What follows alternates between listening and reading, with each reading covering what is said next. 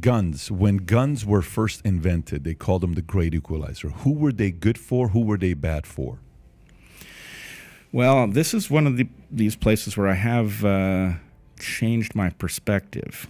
I long believed the Second Amendment was the greatest error in our Constitution. I no longer believe that, and that doesn't mean that I look past all of the terrible, unnecessary carnage that arises because guns are easily available. But I'm watching tyranny erupt in places that I never would have expected it. And I am wondering if the founders did not very wisely understand that this day would come and that it will be very hard for tyrants to succeed in America if the populace is armed. So again, I know people will hear something in that I'm not saying. The cost of having these weapons commonly available is huge and frankly completely unacceptable to me. Really? So the cost. So you went from pro Second Amendment to now saying it would be better if we didn't have guns. No. The other way. Okay, got it. So now the benefit of having it is good versus not having it. Even though I appreciate the tremendous unnecessary cost of these weapons being common, right? Even though I see that cost, I believe nothing will be more destructive than if tyranny, I mean, we've already seen lots of hints of tyranny in recent times in the U.S., but if tyranny takes over our nation and the West, we are in even more serious trouble. So I believe the harms that do come from these weapons being common will be dwarfed by the harms of things like what we saw in the 20th century in the Soviet Union, for example. So let's go back right to the now question. in Iran. So let's go back to the question. So the invention of gun, the great equalizer, who did it hurt? Who did it benefit? I think I don't want to pretend to be an expert on that question. It would take me a lot of thought to get to an answer I believe. This is what happens when you ask a former professor of evolutionary biology. Very rarely do I have an answer more than a evolutionary biology scientist, okay? But who did it hurt and who did it benefit? I think who it hurt the most were bullies, right? People that could just strong arm you physically or in any capacity. And who did it help? It helped weaker people. Sometimes you might say the weaker sex. It helped women.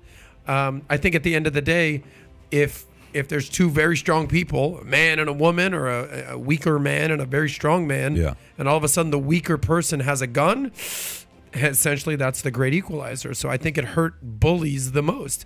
And if you extrapolate that to governments and you take a look at, bully governments, whether it's Iran today with the mullahs, whether it's in Venezuela where you can't have a gun, or any place where the society or the civilization or the people don't have a weapon to defend themselves, you're going to be at the whim of tyrannical governments and bullies.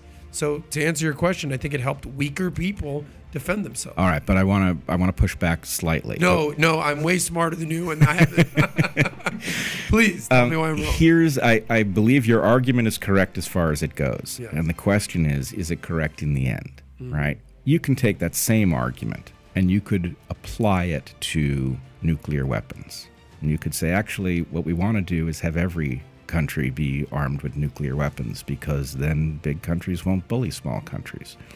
If you did that, the nuclear war that we will ultimately face will be that much sooner, right? Because you have that many itchy trigger fingers that could initiate the thing. And so I'm not convinced that look, we saw that nuclear weapons did produce peace. It worked. But in the end, is that their net effect? We can't measure that because we're not at the end. So I don't know what the net effect of guns is. I do believe the effect you're describing is real and important. The only caveat that I would say, I can't believe I'm pushing back on you right now, is that the capacity for these nuclear weapons in the wrong hands could literally end Earth as we know it. Whereas a gun or an M16, yes, there could be some carnage, but you're not literally blowing up the world. So nuclear weapons, to a certain extent, is that threshold where it's like, don't cross that line. Brett, you can't let a Playboy argue with you. This guy's his resume. It's not.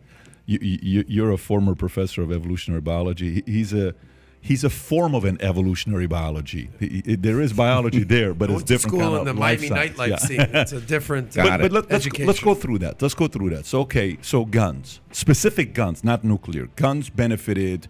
The average person's like, listen, that guy's been bullying the city. This time he comes around, hey, you can't do this anymore. You got to get out of my house. Okay, shit, I'm not messing with that family. I'm out because I got a gun.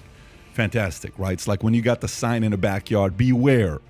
There's a pit bull, a German shepherd, and beware, and there is no dog. But that sign itself gets some people to say, I don't want to mess with that place. And there's a study showing that there's a percentage of people that don't mess with a house that just has that sign. Whether there is a real dog or not, it still helps you to create some safety. Nuclear, fine.